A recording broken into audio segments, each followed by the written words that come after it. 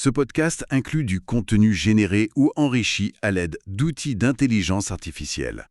Les informations partagées sont fournies à titre strictement informatif et ne constituent ni des conseils financiers, ni des conseils d'investissement, ni des conseils juridiques.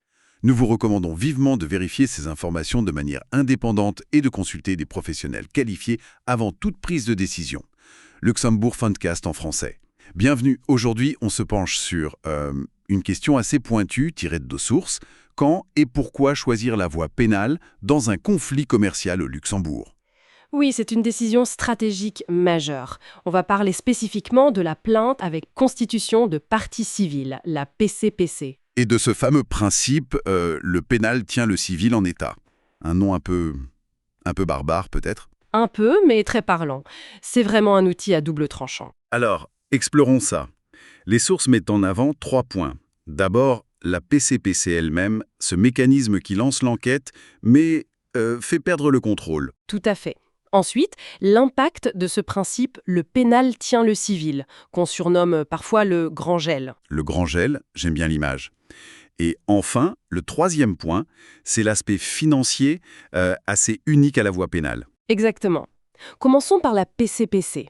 Il faut bien la distinguer de la plainte simple. La plainte simple, c'est quand on va voir la police ou le procureur, c'est ça? Oui. Et là, le procureur d'État a toute latitude. Il peut décider de poursuivre ou pas. C'est ce qu'on appelle l'opportunité des poursuites. Avec le risque que ça n'aille pas plus loin, un classement sans suite. Précisément. La PCPC, elle, c'est différent. C'est une action formelle, beaucoup plus engageante. Engageante parce qu'elle oblige à agir. Oui, en déposant une PCPC devant le juge d'instruction, on force l'ouverture d'une enquête judiciaire, une information judiciaire. Le procureur ne peut plus simplement classer l'affaire. Ah, d'accord. On contourne sa décision en quelque sorte. C'est l'idée. Mais attention, c'est un peu un pacte faustien, comme le suggèrent les analyses. Le plaignant devient partie civile, il peut demander réparation de son préjudice, mais il perd le contrôle de l'enquête. C'est le juge d'instruction qui prend la main. Et il enquête de manière totalement indépendante. C'est-à-dire qu'il ne va pas juste chercher à confirmer ce que dit le plaignant. Non, pas du tout.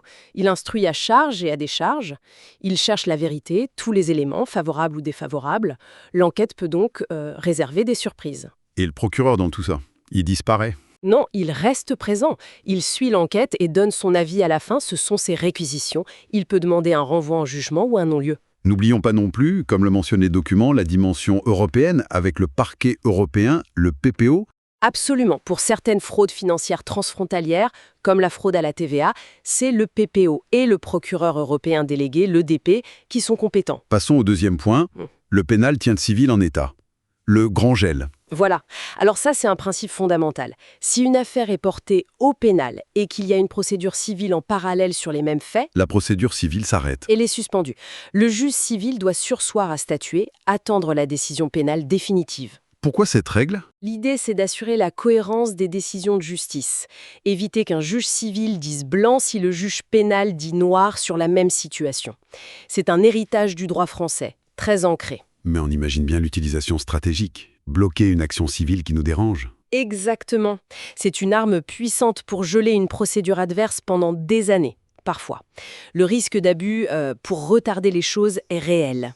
Et reconnu d'après les sources? Oui, des rapports officiels du ministère de la Justice luxembourgeois l'ont souligné en 2014 et 2019. Mais attention, ce gel n'est pas éternel non plus. Ah bon? Quelles sont les limites? Si l'action pénale s'arrête, par exemple un classement sans suite finalement, ou une ordonnance de refus d'informer du juge, la suspension cesse. La Cour de cassation l'a rappelé en 2021. Il y a aussi des exceptions légales. D'accord. Parlons pratique maintenant. Pour déposer une PCPC, il faut quoi? Un dossier béton, j'imagine. Ah oui, il faut bien s'identifier, souvent avec un extrait du LBR, le Luxembourg Business Register, pour une société. Il faut un récit très précis des faits, le fait générateur du dommage, et bien sûr des preuves pour étayer tout ça. Et les coûts? Parce que ça doit coûter cher, non? Alors, il y a d'abord la consignation. C'est une somme d'argent, une sorte de caution, fixée par le juge. Elle sert à garantir le paiement d'une amende si la plainte est jugée abusive. Une sorte de garantie. Et ensuite? Ensuite, bien sûr, les honoraires d'avocat. Au Luxembourg, ils sont libres, mais doivent rester raisonnables. Le pacte de quota litis pur, où l'avocat ne serait payé qu'en pourcentage du résultat, est interdit. Mais c'est là qu'arrive le gros avantage financier dont parlaient les sources, c'est ça. La récupération des frais. Exactement. Et c'est le point clé financier. Si la partie civile obtient gain de cause, si la personne poursuivie est condamnée, la partie civile peut demander le remboursement intégral de ses frais d'avocat raisonnablement exposés. Intégral, ouais. Pas juste une petite partie symbolique comme au civil ou... Non, potentiellement l'intégralité. La jurisprudence luxembourgeoise est constante là-dessus. C'est une différence énorme avec le civil où les dépenses sont limitées et l'indemnité de procédure est souvent très faible, symbolique. C'est un argument de poids, mais il faut être patient, j'imagine. Oh oui! Une enquête, c'est minimum 6 à 12 mois, souvent plus, et la procédure complète jusqu'à un jugement définitif, ça peut prendre 2, 3, 4 ans, voire davantage. Donc ce potentiel de récupérer ses frais, plus les pressions d'une vraie enquête pénale sur les personnes physiques, les dirigeants, Qui peuvent voir leur responsabilité personnelle engagée, oui. tout ça fait de la menace d'une PCPC un levier de négociation assez puissant pour chercher un accord amiable, finalement. Les sources mentionnent d'ailleurs la médiation pénale. Tout à fait. C'est un outil de pression indéniable. En résumé, les atouts de la voie pénale sont clairs. Une enquête menée par l'État avec des moyens importants, l'accès au dossier pour la victime, la pression sur les individus et cette récupération potentielle des frais. Mais il faut aussi voir que le paysage juridique bouge, même si les grands principes restent. Oui, ils sont stables, ancrés dans la tradition juridique, mais les lois et les pratiques évoluent. On a vu des lois récentes citées sur la recherche des fugitifs, sur les PPO, il y a des projets sur la digitalisation, il faut une expertise juridique vraiment à jour. Donc, pour synthétiser notre analyse des sources. 1. La PCPC, c'est un déclencheur puissant, mais on perd le contrôle. C'est un pari. C'est ça. 2. Le pénal tient le civil.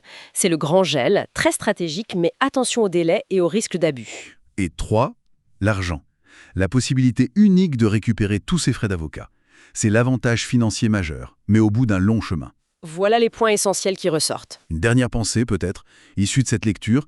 Est-ce que cet arsenal pénal, si lourd, si long, avec ses risques pour la réputation, vaut toujours le coup face aux gains financiers potentiels? Ou est-ce que des solutions alternatives, même moins complètes, ne sont pas parfois préférables? C'est une question de pure stratégie au cas par cas, j'imagine. C'est exactement ça. Il n'y a pas de réponse unique. Ce podcast inclut du contenu généré ou enrichi à l'aide d'outils d'intelligence artificielle.